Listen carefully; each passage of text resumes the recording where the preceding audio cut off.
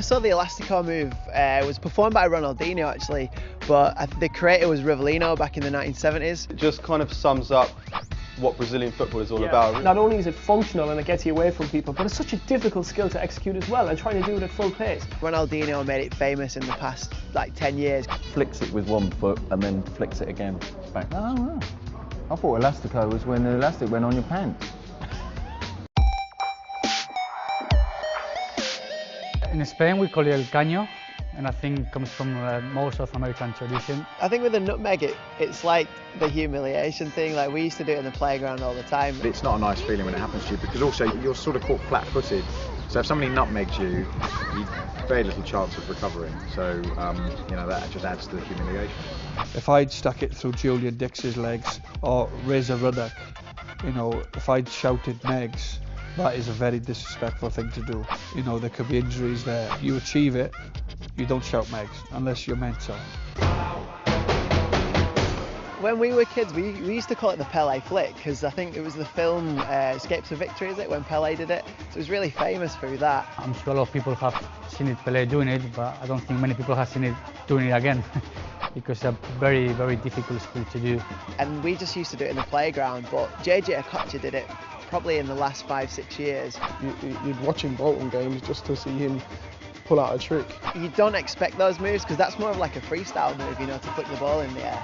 And it's popular, but to do that in a Premier League game or a World Cup like that is it's impressive. Seal dribble was invented by a Brazilian football player, Curlon, and made famous probably recently by Nani against Arsenal. He was back to goal, he was just dribbling it with his head. That's freestyle in a game done properly, because the ball's on your head, and everyone says, oh, you put the ball on your head and run, but that Curlon actually did it in a match and proved it works. So it's balance, speed, coordination, and you can't really see that much because you're looking up as well. So to do that in a game is brilliant. It's ridiculous, really. If someone was dribbling with their head, you'd be tempted to nut them. If someone's dribbling with their head, I'd call them an ambulance. I think with the runaround move, it's that change of pace, and I always used to see Giggs do it all the time. I think nowadays, like players like Antonio Valencia, because they're so fast, and if you're up against him, he's literally going to knock it one side, and the change of pace is that does it. First round around has to be Bergkamp, where he flicked it around the Newcastle defender before putting it in.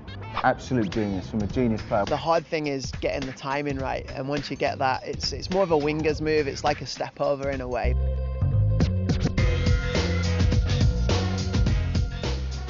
You have your right leg, if it's your kicking foot, and you kick behind your left like that. Oh, that one. If you're not too great on one foot, you can wrap your other one round and cross it in, and I think that's why a lot of the top players have used it. For me, this is a total waste of time flick. I think it'll be easier for you to practice how to kick with your left foot rather than putting your right foot behind. If it works, then it works, you know, it doesn't matter what it looks like. If it gets to the point and if it gets the ball in the goal or to the next man, then of course it's necessary, yeah.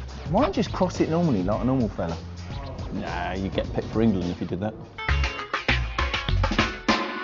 If I was to characterise Zinedine Zidane, it would be about elegance and skill, but also functionality. And I think that this Marseille turn kind of encapsulates all of that.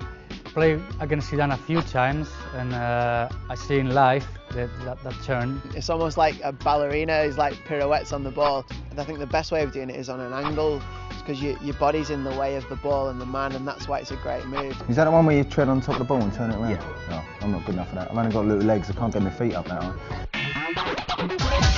The first time I saw a bicycle kick was Trevor Sinclair, actually, when I was younger, and he did that, and it was like probably one of the best goals I've ever seen. I wouldn't try that one in a match, just in case I embarrass myself. I scored a good overhead kick for Celtic against Dundee at Celtic Park. I don't know where it come from. I think 50,000 of the crowd were as surprised as I was that I'd done it, and I pulled it off. The timing as well, because you're going to have your feet above the head, obviously. So to have the right timing and to get the right touch of it, it's quite difficult, and it needs a lot of practice. We all tried a bicycle kick though, don't we? Yeah, I've tried it on a bouncy castle after being drunk.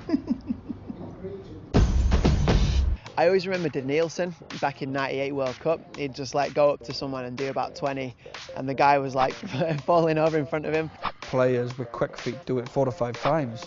They go step, step, step, steps, and then they go one way or the other. Obviously players like Ryan Giggs use it, Ronaldo. David Rocastle at Arsenal had a great step over Rocky. Chris Waddle had a brilliant step over. It's the type of move like wingers would use to get around your man and cross the ball in.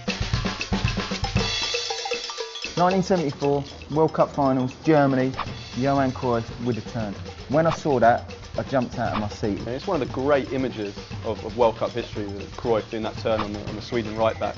Cruyff was a genius, and by doing it behind your other leg, what allows you to get the ball in a position where you're already directed to the, well, obviously to the goal or to the line where you're facing. So it's pretty quick and very practical. You turn and go the other way. It's very hard for them to take the ball away from you, and it's very effective.